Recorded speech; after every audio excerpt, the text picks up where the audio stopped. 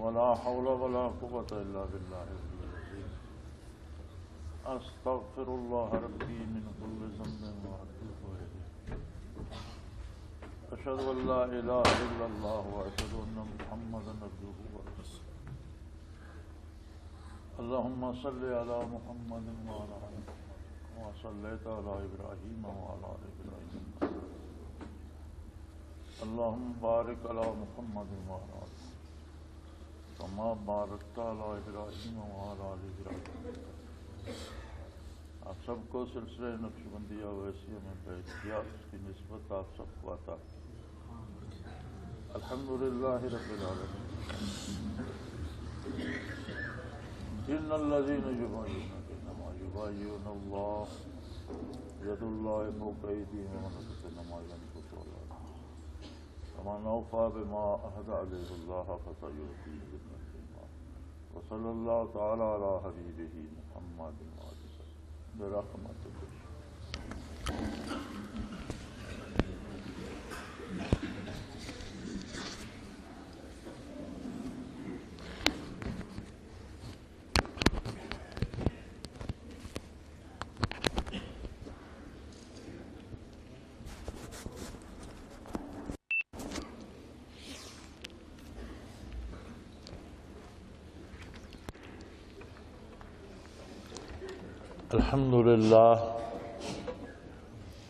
الحمد للہ رب العالمین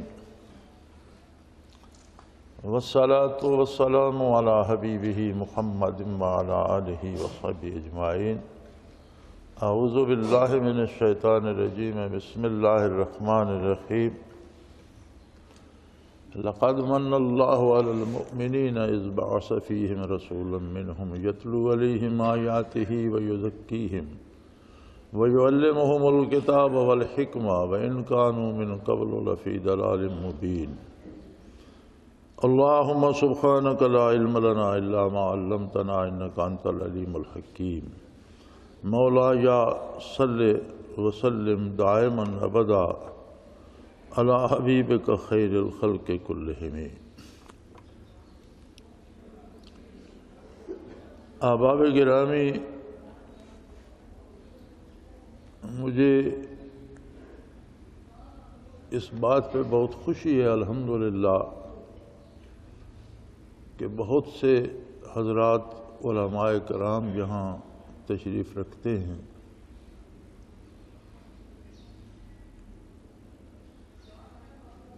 اور احباب کو بھی جنہیں اللہ کریم نے یہ سعادت بخشی اور اس کی توفیق بخشی تشریف فرما ہیں. آج کے دور کو کہا جاتا ہے کہ یہ بہت تحقیق و تدقیق کا دور ہے، ذرائع ابلاغ کا دور ہے، اور کہا یہ جاتا ہے کہ یہ دلائل کا دور ہے، لاجک کا دور ہے. ہر بات دلیل سے سنی اور سمجھی جاتی ہے، اور عام آدمی بھی ہر بات کی دلیل مانگتا ہے.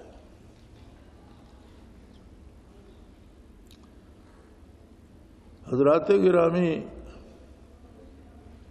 باوجود ان تمام کمالات کے، علمی موشگافیوں کے، دلائل کے، اس دور کی ایک مصیبت یہ ہے کہ جو بات کی جاتی ہے اسی کسی نہ کسی مکتب فکر کے رنگ میں دیکھا جاتا ہے، کسی نقطہ نظر کی ترجمانی سمجھی جاتی ہے. میں آپ سے عرض کروں کہ میں اللہ کے گھر میں باوضو حضور اکرم صلی اللہ علیہ وآلہ وسلم کے ممبر پہ بیٹھا ہوں. میں کسی فرقے کی بات نہیں کرنا چاہتا، کسی نقطہ نظر کی بات نہیں کرنا چاہتا، کسی مکتب خیال کی بات نہیں کرنا چاہتا، کسی مکتب فکر کی بات نہیں کرنا چاہتا. میں نہ کسی کی تردید کرنا چاہتا ہوں، نہ کسی کی تائید کرنا چاہتا ہوں. اللہ کے حضور جو حق ہے وہ جو حق سمجھتا ہوں وہ آپ تک پہنچانا چاہتا ہوں۔ اللہ مجھے بھی حق سمجھنے، حق کہنے اور اس پر عمل کرنے کی توفیق عطا فرمائے، اور آپ سب کو بھی۔ اگر ہم دلائل پہ آئیں تو یہ ماہ مبارک ربیع الاول آقا نامدار حضرت محمد الرسول اللہ صلی اللہ علیہ وسلم کے اس دنیا میں تولد ہونے کا مبارک مہینہ ہے۔ آپ اس ماہ مبارک میں اس عالم آب و گل میں جلوہ افروز۔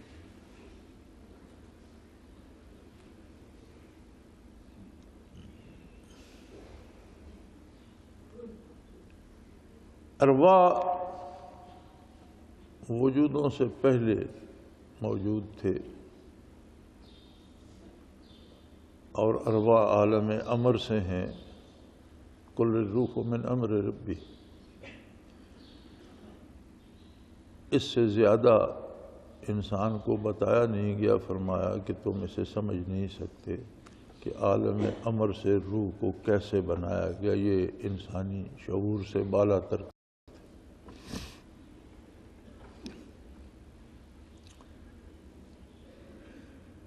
جب روحیں بنی تب سے نبی نبی تھے، رسول رسول تھے، امام الانبیاء صلی اللہ علیہ وسلم امام الانبیاء تھے، اور آپ کا ارشاد موجود ہے کنت نبیا وآدم بین الماء والتین، او کما قال رسول اللہ صلی اللہ علیہ وسلم، کہ میں اس وقت بھی نبی تھا جب آدم علیہ السلام کا گارا گوندا جا رہا تھا۔ سارے نبی ازل سے نبی ہیں، دنیا میں پیدا بحثیت نبی ہوتے ہیں، برزخ میں نبی رہتے ہیں، میدان حشر میں نبی ہوں گے، جنت میں بھی تخت نبوت پہ جلوہ افروز ہوں گے، نبی نبی ہی ہوں گے۔ نبوت وہبی صفت ہے، اللہ سے عطا ہوتی ہے اور ہمیشہ کے لیے عطا ہوتی ہے۔ نبی محنت مزدوری سے اور مجاہدے سے اور پڑھنے پڑھانے سے نہیں بنتے، نبی بنے بنائے آتے ہیں اور ہمیشہ نبی ہی رہتے ہیں۔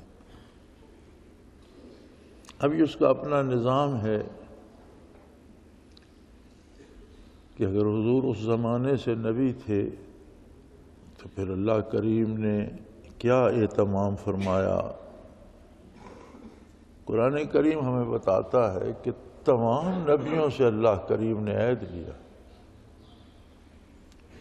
تمام ارواح انسانی سے بھی عہد لیا۔ الستو بربکم، میری تحقیق کے مطابق جو میں سمجھ سکا ہوں، ہم پڑھتے رہے کتابوں میں کہ ارواح کو سب کو یکجا حاضر کیا گیا، لیکن جو میں سمجھ سکا ہوں وہ یہ ہے کہ ایک بنیادی خلیہ ہوتا ہے پورے انسانی وجود کا، جس سے باقی خلیے بن کر پورا وجود بنتا ہے، اور یہی وہ خلیہ ہے کہ مرنے کے بعد کوئی جل جائے، کوئی خاکستر ہو جائے، کسی کو درندے کھا جائیں، کہیں چلا جائے، اس خلیے کے ساتھ روح کا ربط رہتا ہے، اور اس خلیے کا ربط ہر اس خلیے سے ہوتا ہے جو کبھی اس کے وجود کا حصہ رہا ہو۔ تو یوں وجود کہیں بھی بکھر جائے، روح کا تعلق اور ربط اس کے ساتھ رہتا ہے۔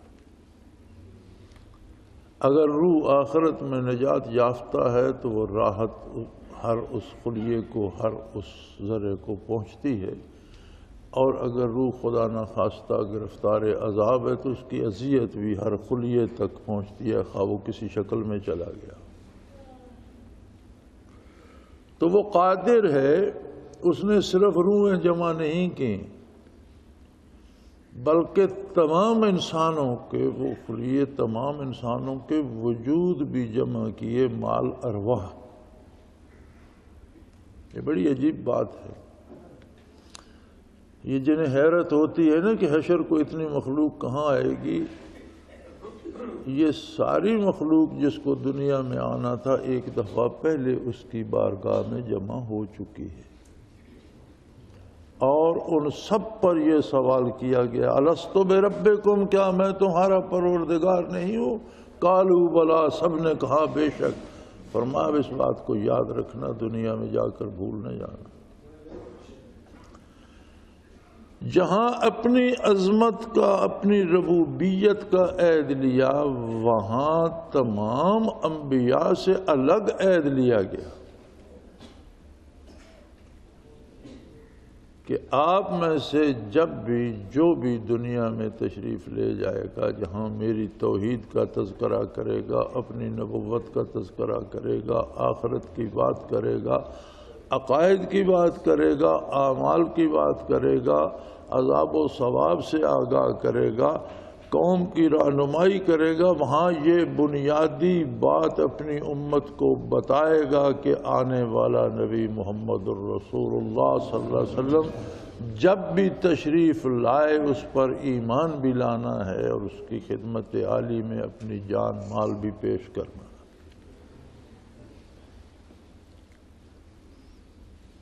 انبیاء تشریف لاتے رہے، اپنے اپنے حصے کا کام بخوبی انجام دیتے رہے۔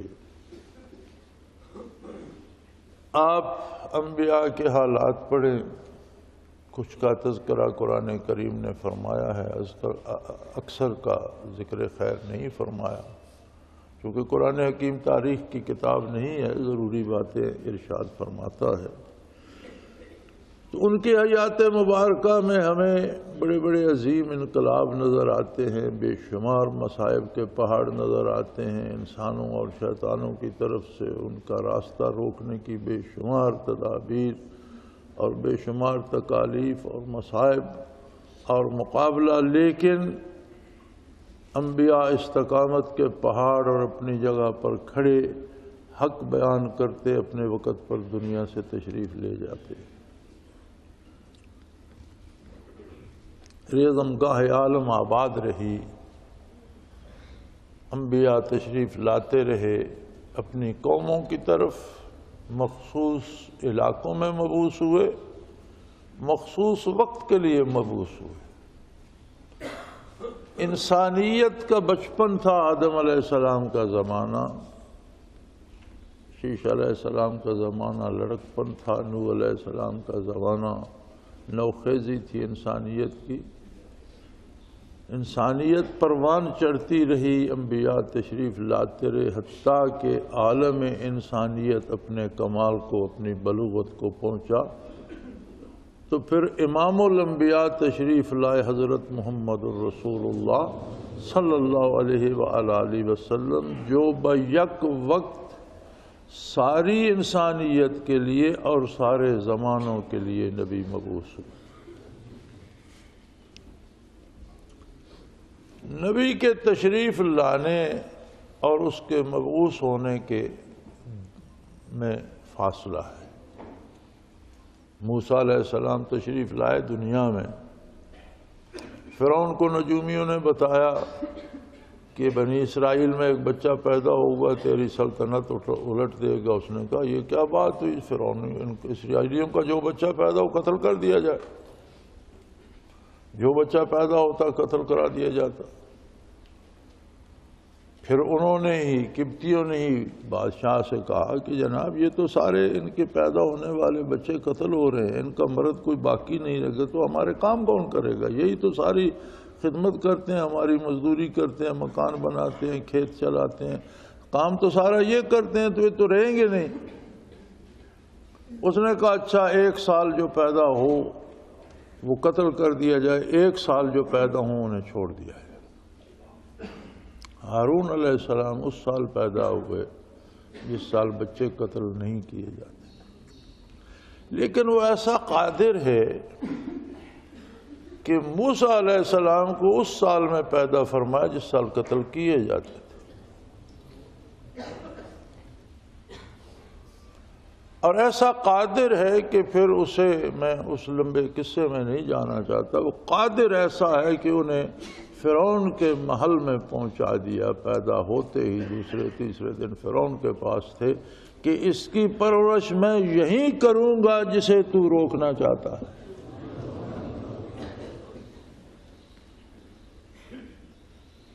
اور قرآن کریم فرماتا ہے کہ ہم نے موسیٰ علیہ السلام کی والدہ کو حکم دیا کہ اسے دریا میں ڈال دو، نکال لے گا اسے، فکر نہ کرو، اسے وہ نکالے گا جو میرا بھی دشمن ہے اور اس کا بھی دشمن ہے، اور میں اس سے اس کی پرورش کا کام لوں گا۔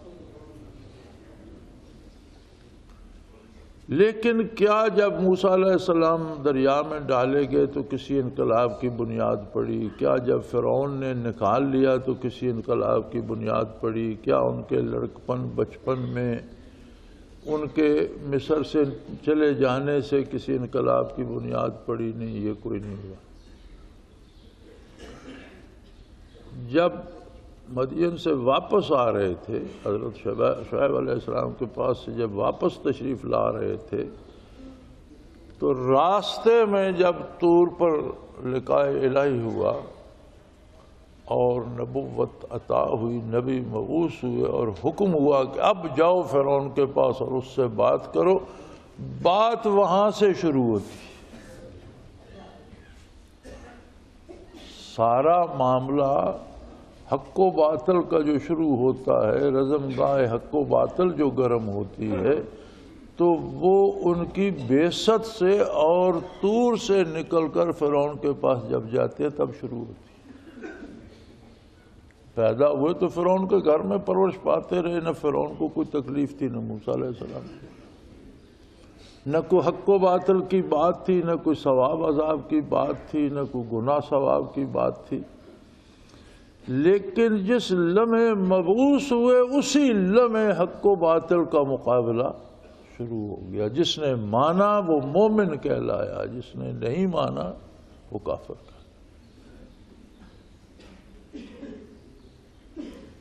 تمام انبیاء علیہ السلام کا دیکھ لیں اسی طرح سے۔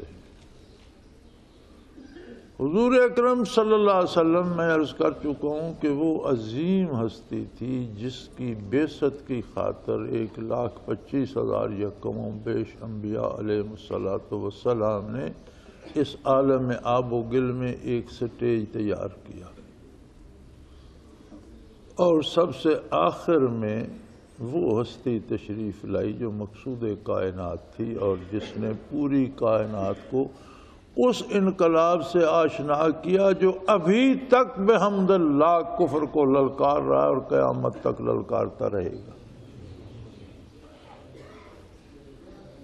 1450 صدیاں بیت گئے، 1450 سال بیت گئے، 14 صدیاں بیت گئیں، مرور زمانہ اس انقلاب کی آواز کو کمزور نہ کر سکا، اس کی انقلاب آفرینی میں کمی نہ لا سکا۔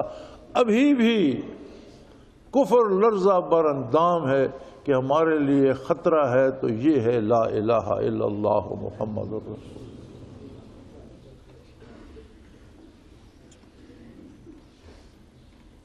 تو اتنی بڑی ہستی جب دنیا میں آپ پیدا ہوئے، آپ کا تولد مبارک ہوا، تو بے شمار انقلاب آئے۔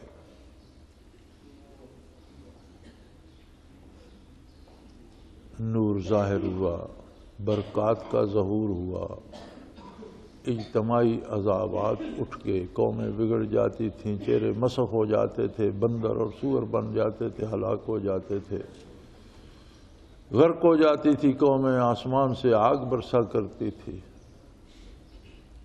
ہوائیں اٹھا کر پٹک دیتی تھی، زمین میں غرق ہو جاتے تھے۔ لیکن اجتماعی عذاب عالم کفر سے بھی موقوف ہو گئے، چہرے مسخ ہونے ختم ہو گئے، دنیاوی برکات کا بے پناہ ظہور ہوا۔ جہاں حضور تشریف لے جاتے وہاں دنیاوی چیزوں میں بے پناہ برکت ہوتی۔ مائی حلیمہ جب بچے لینے جا رہی تھی، ان کی سانڈنی سب سے کمزور تھی اور وہ غریب تھیں، تو سب سے پیچھے دور رہ جاتی تھی، گھسٹی پٹتی چلی آ رہی تھی۔ لیکن وہی دبلی سانڈلی جب آپ کو لے کر واپس جا رہی تھی تو قافلے کی کوئی سانڈنی اسے مل نہیں سکتی تھی، اتنی برق رفتار ہو گئی، ان کے ریوڑ میں برکت ہو گئی، دودھ دینے لگ گئیں ساری بکریاں، مال میں برکت ہو گئی۔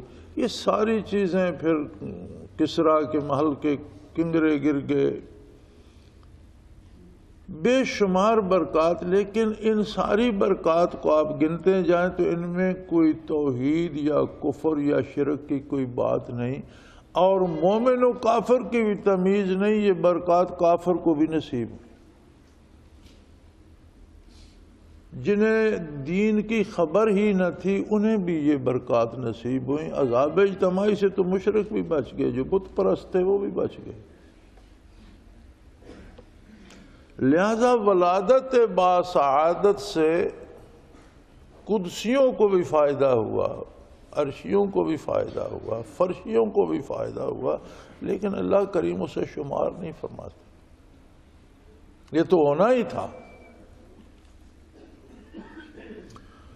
بات جب اللہ کریم سے پوچھی جائے تو بات اللہ کریم شروع فرماتے ہیں لَقَدْ مَنَّ اللَّهُ عَلَى الْمُؤْمِنِينَ۔ بات ہوتی ہے محمد رسول اللہ صلی اللہ علیہ وسلم کی، بات ہوتی ہے نبی آخر الزمان کی، بات ہوتی ہے رحمت للعالمین کی، بات ارشاد فرماتا ہے اللہ رب العزت، اور اس کے بے پناہ انسان، ہر ذی روح اور ہر نباتات جمادات، ہر ذرے مخلوق کے ہر ذرے پر اس کے بے پناہ احسانات۔ عرش ہے یا فرش، خاک ہے یا نور، ہر چیز کا وجود اس کا عطا کردہ ہے، اور اس کی بقا بھی اس کی عطا کردہ ہے، اور سارے وسائل اس کے دیے ہیں۔ ہر شے اس کے آسرے پہ قائم ہے، اس کے قائم رکھنے سے قائم ہے، اس کے احسانات کا شمار نہیں ہو سکتا۔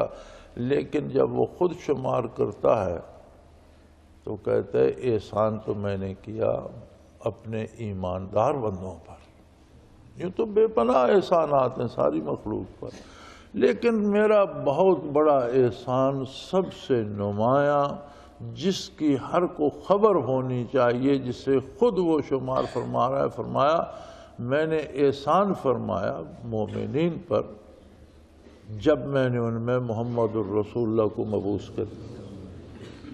کیونکہ ایمان اور کفر میں تفریقی بعثت عالی سے شروع ہوتی ہے، ولادت باسعادت سے نہیں، بعثت عالی سے شروع ہوتی ہے۔ پھر آگے اس کی خود شرح فرمائی کہ دیکھو کتنا بڑا احسان تھا کہ مبعوث ہونے والی ہستی نے یتلو علیہم آیات، اس نے بندوں کو اللہ کی باتیں بتانا شروع کر دی کہ اللہ یہ فرماتا ہے، اللہ تمہیں یہ کہہ رہا ہے، اللہ تم سے یہ مطالبہ کر رہا ہے، اللہ تمہیں یہ حکم دے رہا ہے، اللہ تمہیں یہ بات بتا رہا ہے۔ یہ کوئی معمولی بات تھی کہ بندوں کو اللہ کی بات بتائی جائے؟ کر دیا ہم سخن بندوں کو خدا سے تو نے، مشت غبار کو براہ راست کلام الہی سے مشرف ہونے کا منصب جلیلہ نصیب ہوا۔ اور فرمایا بات بتا کر چھوڑ نہیں دیا، وَيُزَكِّيهِمْ، ان کے دلوں کو پاک کر دیا۔ کسی کے دل میں برسوں کا کفر ہوگا، کسی کے دل میں برسوں کا شرک ہوگا، کوئی ایسے بھی خوش نصیب تھے جو کفر و شرک سے بچے ہوئے تھے، توحید کے قائل تھے، لیکن انہیں بھی یہ پتہ نہیں تھا کہ اللہ کی ذات کون ہے، کہاں ہے، کیسی ہے۔ ان کے دلوں کو ایسا صاف کیا کہ اگر پتھر تھے تو میرے نبی نے آئینے بنا دی، اور ان پر تجلیات باری رقصاں ہو گئے۔ یعنی نبی جو کچھ فرماتا ہے وہ تھیوری نہیں ہوتی، محض الفاظ نہیں ہوتے، تھیوری نہیں ہوتی، بلکہ اس کے ساتھ فیلنگز، کیفیات ہوتی ہیں۔ نبی جب کہتا ہے کہ اللہ ایک ہے تو جو ایمان لاتا ہے اسے نظر تو نہیں آتا، لیکن وہ دیکھ رہا ہوتا ہے کہ وہ ہے ایک ہی۔ ان نگاہوں سے نظر نہیں آتا، لیکن ایسی کیفیت اس پر وارد ہوتی ہے کہ ان آنکھوں سے دیکھنے سے زیادہ اسے یقین ہو جاتا ہے۔ سو فرمایا میرے نبی نے صرف میری بات ان تک نہیں پہنچائی بلکہ بندے کو اللہ کی بات سے آشنا کیا، وَيُزَكِّهِمْ، اور ان کے دلوں کو ایسا پاک کر دیا کہ ان میں رائی برابر کہیں کوئی نقص نہیں رہا۔ اور پھر ایک اس سے بڑھ کر کمال یہ کیا کہ وَيُعَلِّمُهُمُ الْكِتَابَ، میری باتیں انہیں تعلیم فرما دی، ان کے سینوں میں جا گسی ہو گئیں، ان کی زبانوں پہ جاری ہو گئی۔ والحکمہ، اور صرف الفاظ نہیں، ان کے مفاہیم بھی ان کے دلوں میں سمو دیے۔ اس سے بڑے کسی احسان کا کوئی تصور نہیں کیا جا سکتا کہ اللہ کا ایک بندہ صلی اللہ علیہ وآلہ وسلم اتر کر حرا سے سوئے قوم آیا اور ایک نسخہ کیمیا ساتھ لایا، مسح خام کو جس نے کندن بنایا، کچے تانبے کا سونا بنا دیا، گئے گزرے لوگوں کے دلوں کو قرآن کا محل بنا دیا۔ کوئی اس کے مفاہیم بیان کر رہا ہے، کوئی اس کی آیات تلاوت کر رہا ہے، اور 1430 برس بیت گئے، آج کوئی آیت پڑھو زیر زبر غلط نکل جائے تو 20 بندے بیٹھے بول جائیں گے یہ زبر غلط پڑھی ہے آپ نے، یہ زیر غلط، ایسے نہیں ہے ایسے۔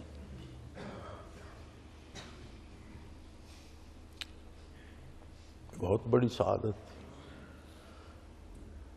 لیکن کہا یہ جاتا ہے کہ حضور کا ذکر خیر کرنا چاہیے، ہر لمحے کرنا چاہیے، ہر آن کرنا چاہیے۔ تو ہم ذکر خیر کرتے ہیں، لہذا ولادت باسعادت کا بھی سے شروع ہو جاتے ہیں۔ اچھی بات ہے، بہت اچھی بات ہے۔ حضور کا ذکر خیر کتنا کرنا چاہیے؟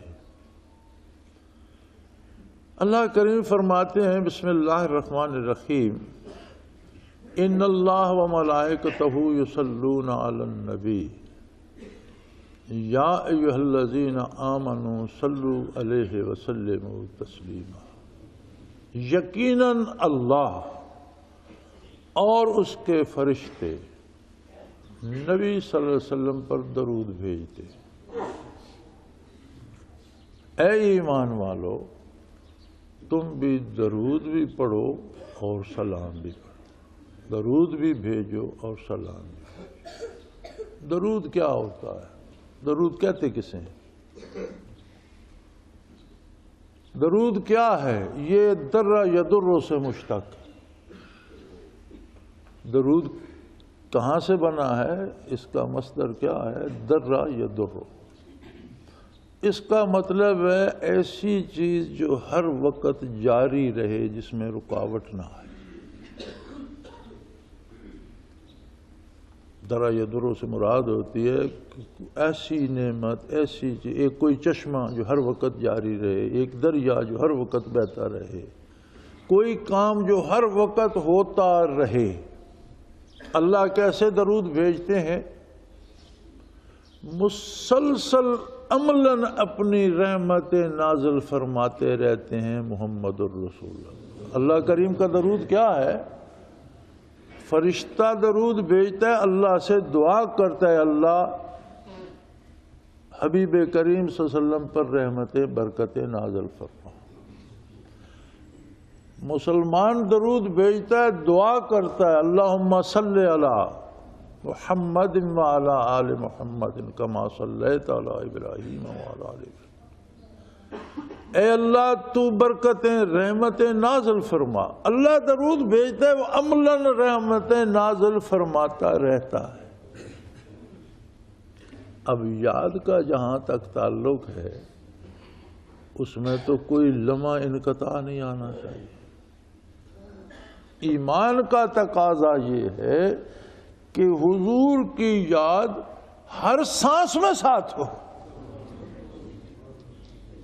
قرآن کا تو مطالبہ یہی ہے، سال میں ایک دن ڈھول ڈمکے بجا کر شور شرابہ کر کے یاد منا کے بھول جانا، یہ تو قرآن کا تقاضا نہیں ہے۔ قرآن کا تقاضا ہے کہ ہر لمحے یاد پیغمبر، دعائے پیغمبر، سلام پیغمبر کسی لمحے منقطع نہیں ہونا چاہیے۔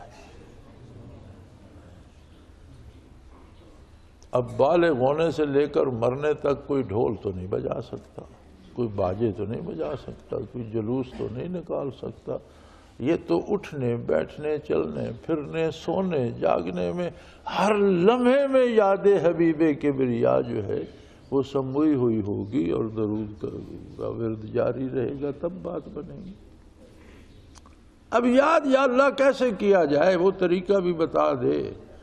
گلی پر کھڑے ہو کر شور مچا کر یاد کریں، باجے گاجے بجا کر یاد کریں، پٹاخے چلا کر یاد کریں، ڈھول بجا کر یاد کریں، جلوس نکال کر یاد کریں، جشن منا کیسے کریں؟ فرمایا جب میری بارگاہ میں حاضر ہوتے ہو تو تم میں دن میں 5 نمازیں تو فرض ہیں، 5 وقت کی نمازیں مکلف مومن پر فرض ہیں اپنے اپنے وقت پر۔ ان الصلاۃ کانت علی المؤمنین کتابا موقوتا، اپنے اپنے وقت پر 5 نمازیں فرض ہیں۔ پھر فرائض کے ساتھ سنن ہیں، نوافل ہیں۔ پھر مغرب پہلی نماز ہے، مغرب کے ساتھ اوابین ہیں، عشاء کے ساتھ غیر مؤکدہ سنتیں ہیں، اس کے بعد پھر وطر ہیں، اس کے بعد پھر تہجد کے نوافل ہیں، پھر طلوع آفتاب پر اشراق کے نوافل، فجر کے نوافل ہیں، پھر ضحیٰ کے نوافل ہیں اشراق کے بعد۔ پھر جب سورج ڈھلتا ہے تو 4 رکعت نوافل نزول آفتاب کے ہیں۔ تو اگر یہ سارے کوئی ادا، کسی کو توفیق ہوتی ہے وہ کچھ پڑھتا ہے، کبھی تہجد پڑھتا ہے، کوئی اوابین پڑھتا ہے، کوئی صرف اشراق پڑھتا ہے، کوئی سارے پڑھتا ہے۔ اب جب یہ ساری نمازیں پڑھتے ہو تو کتنی رکعتیں بن جاتی ہیں گنو، لیکن ہر 2 رکعت کے بعد جب اتحیات بیٹھو، باوضو ہو، کپڑے پاک ہوں، جگہ پاک ہو، مسجد ہو یا جا نماز پر بیٹھے ہو، میری بارگاہ میں میری عظمت کے گیت پیش کرو، میری تسبیحات پیش کرو، میرے ساتھ وعدہ کرو کہ میرے ہی بندے بن کر رہو گے، مجھ سے ہدایت طلب کرو، قرآن کی آیات پڑھو، مجھے رکوع کرو، مجھے سجدے کرو۔ جب 2 رکعت کے بعد اتحیات بیٹھو تو پھر بھی عرض کرو تحیات للہ و صلوات طیبات، اور پھر کہو السلام علیکہ ایھا النبی۔ سلام کہنے کا طریقہ کیا سکھایا قرآن نے؟ کپڑے پاک ہوں، دل پاک ہو، زبان پاک ہو، باوضو ہو، جگہ پاک ہو، جا نماز بچھا ہوا ہو اور اللہ کی صلاۃ پڑھ رہے ہو، تکبیر کہہ کر کائنات کو الگ کر دیا، تم الگ ہو گئے۔ کوئی مرتا ہے، کوئی جیتا ہے، کوئی مکان گرتا ہے، کوئی کھڑا ہوتا ہے، کوئی بنتا ہے، بادل برستا ہے یا دھوپ نکلتی ہے، کہیں آگ لگتی ہے یا کوئی مرتا ہے، ختم سب کچھ، تمہارا کسی سے کوئی تعلق نہیں۔ جب تک سلام نہیں پھیرتے ہو، نماز سے باہر نہیں آتے ہو، تب تک اللہ اکبر، کائنات الگ ہو گئی، تم الگ ہو گئے۔ اب مجھ سے بات کرو، میری پاکی بیان کرو، میری عظمت بیان کرو، میری تعریف کرو، میرے ساتھ وعدہ کرو کہ تم میرے ہی بندے بن کر رہو گے، میرے سوا کسی دوسرے کے آگے ہاتھ نہیں پھیلاؤ گے، مجھ سے راہ ہدایت طلب کرو۔ میں نے تمہیں قرآن سکھایا، قرآن پڑھو، پھر میرے سامنے رکوع کر کے کہو اے اللہ تو عظیم ہے، پھر سجدے میں جاؤ اور کہو اے اللہ تیرے جیسا تو سب سے اعلیٰ، سب سے بڑا ہے، تجھ جیسا کوئی نہیں۔ پھر دوسری رکعت پڑھو، پھر رکوع کرو، پھر یہ سب دہراؤ، پھر 2 سجدے کرو، پھر اتحیات پہ بیٹھ کے وعدہ کرو کہ میری ساری مالی جانی بدنی ساری باتیں صرف تیرے لیے ہیں۔ جب میرے اور تمہارے درمیان کچھ نہ رہے اس وقت کہو السلام علیکہ ایھا النبی۔ اب سلام کہنے کا مزہ ہے، اب کہو سلام ہو تجھ پر اے اللہ کے نبی، اے میرے محبوب۔ جس اللہ نے نبی پر درود پڑھنے کا حکم دیا، کیا اسی اللہ نے یہ سلیقہ نہیں سکھایا؟ ابھی یہاں بس نہیں کرو، ہو گیا سلام تمہارا، لیکن پھر رسالت کی گواہی دو، تشہد پڑھو، پھر کہو اشہد ان محمد رسول۔ یہ ابھی بس نہیں کرو، پھر کہو اللہم صلی علی محمد، پھر کہو اللہم بارک علی محمد، تب تمہاری صلاۃ پوری ہوگی۔ رکعتیں 2 پڑھیں، صلاۃ و سلام 4 بار پڑھا۔ رکعتیں 2 پڑھیں، صلاۃ و سلام السلام علیکہ ایھا النبی اشہد ان محمد رسول اللہ اللہم صلی علی محمد اللہم بارک علی محمد۔ رکعتیں 2 پڑھی، صلاۃ و سلام 4 بار پڑھا۔ ایک تم ہو، ایک میں اللہ کریم ہوں، اور تم اکیلے ہو، خشوع و خضوع کے ساتھ، زبان پاک، دل پاک، دماغ پاک، دنیا سے کٹ کر لباس پاک، جگہ پاک، 2 رکعتوں کے 4 سجدے کرنے کے بعد اتحیات بیٹھو، اب سلام پڑھو میرے نبی پر۔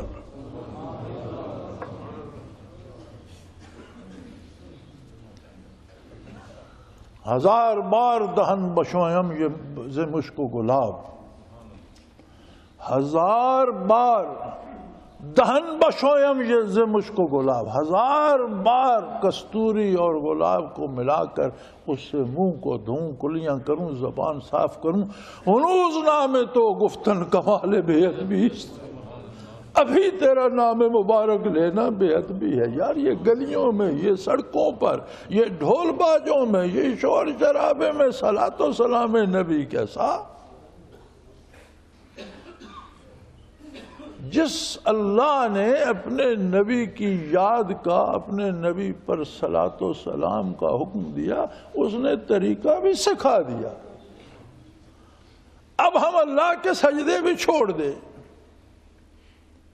لباس بھی پاک نہیں ہے، جگہ بھی پاک نہیں ہے، گلی ہے، غلاظت ہے، کوئی حد نہیں ہے، کوئی اچھل رہا ہے، کوئی کود رہا ہے، یعنی جو کچھ کفار جس طرح کے جشن میلے کرتے تھے ان سے ہم نے لے لیا، اور ہم کہتے ہیں میلاد النبی منا رہے ہیں۔ کون سا میلاد ہے؟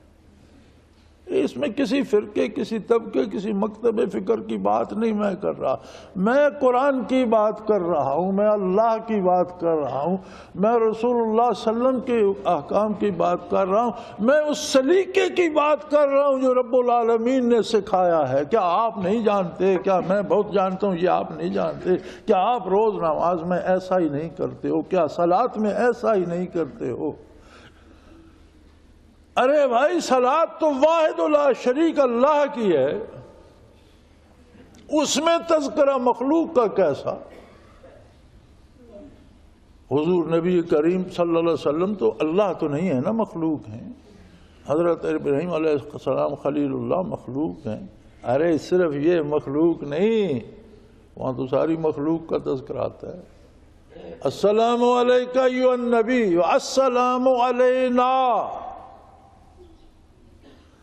اس نام میں ہر بندہ مومن شامل ہے، خواہ آدم علیہ السلام کی امت سے لے کر قیامت تک آنے والوں تک، اور زمین پر رہنے والوں سے لے کر حاملین عرش فرشتوں تک، ہر اللہ کا مومن بندہ اس نام میں شامل ہے۔ السلام علینا۔ جب نبی پر سلام بھیجتے تو پھر مطالبہ یہ کرتے کہ یا اللہ اب ہم سب پر سلام دے، اور ان سب میں خود کو بھی شامل کر لیتا ہے، کتنا ذرے بے مقدار ہو معروم نہیں رہتا۔ پھر سکھایا، پھر کہو علی عباد اللہ الصالح، اللہ کے تمام نیک بندوں پر، گویا ساری کائنات کو اس نے اپنے سلام میں کیوں فرمایا جب نبی پر سلام بھیجو گے تو سارے بخشے جاؤ گے، سب کو شمار کرو، سب کو لے آؤ کہ میں سب کو بخش دوں، لے آؤ سب کو اور سب کی بخشش لے جاؤ۔ نبی پر سلام کوئی معمولی بات تو نہیں۔ میرے حبیب پر سلام بھیج رہے ہو، صلوات بھیج رہے ہو، لاؤ سب کو اور سب کی بخشش کی سند لے جاؤ۔ تو بھائی جب سب کا تذکرہ ہو گیا تو پھر جہاں تو ساری مخلوق آ گئی، صرف ایک حضور تو نہیں آئی۔ اور غلط تب ہوتا جب ہم بناتے، یہ تو اللہ نے خود سکھایا کہ میری بارگاہ میں میرا بندہ حاضر ہوا، اس نے باوضو ہو کر، لباس پاک، زبان پاک،